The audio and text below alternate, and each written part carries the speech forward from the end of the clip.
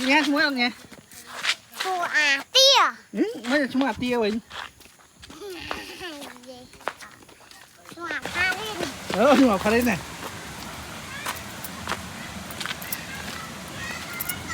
តែអ្នកធ្លាប់សង្កេតទេថានៅពេលដែលអ្នកទៅកន្លែងដែលមានដើមឈើបៃតងនិងធម្មជាតិជុំវិញអារម្មណ៍របស់អ្នកកាន់តែស្រស់ស្រាយនិងសប្បាយចិត្តឡើងដោយមិនដឹងមូលហេតុវាមិនមែនជារឿងចៃដន្យនោះទេប៉ុន្តែវាមានហេតុផលវិទ្យាសាស្ត្រនៅពីក្រោយការសិក្សាជាច្រើនបានបង្ហាញថាការចំណាយពេលនៅជាមួយធម្មជាតិអាចជួយបង្កើនកម្រិតសេរ៉ូតូនីនដែលជាអរម៉ូននៃសុភមង្គលហើយជួយបន្ថយអារម្មណ៍តានតឹងនិងការថប់បារម្ភរបស់អ្នកបានយ៉ាងច្រើននៅពេលដែលភ្នែករបស់យើងបានមើលឃើញពណ៌បៃតងនិងខួរក្បាលទទួលបានសម្លេងពីធម្មជាតិ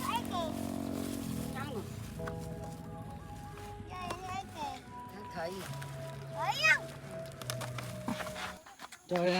ông nha chứ ông nha chúng nghe Phù à tia. mấy là chúng tia mình Phù à pha lên. nhưng mà phải lên này các bạn đứng sao bấy khâu cho ngon này bạn tập lại tìm môi ơi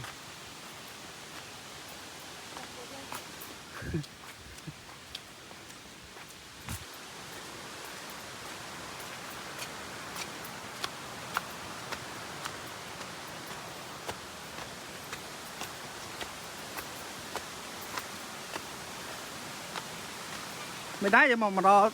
tật lại chiều nó ra là ngày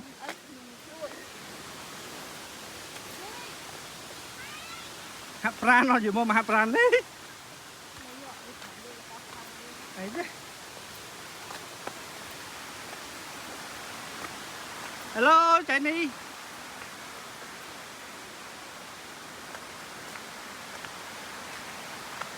ê chạy này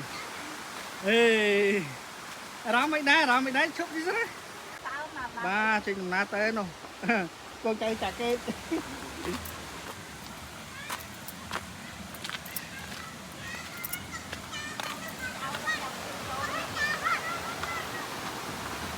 trời mà móng prem nôm ô nó mới cả móng à ê cả móng à cả móng prem nôm ê cả móng prem nôm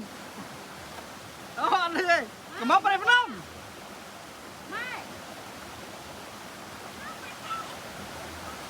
cả móng prem nôm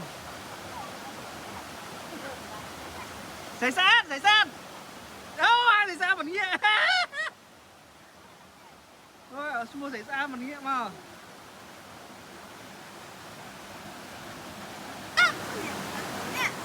Chụp đi ta. Anh mở bán thôi. bơ Bán đá nè. Nó bị sụt.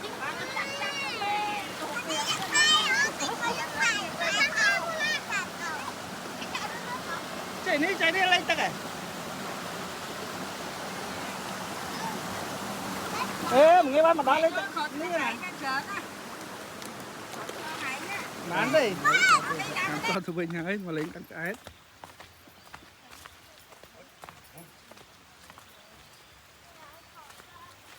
ta đến bài ăn mà tiền ăn thì ná chút nào cho phải chút nào ná chút nào mang cái nám mình sửa chứ mình đấy bằng bì đó chỗ rồi đây vậy đấy đây khi đám chơi thông thông mất nè đám chơi con nam này nè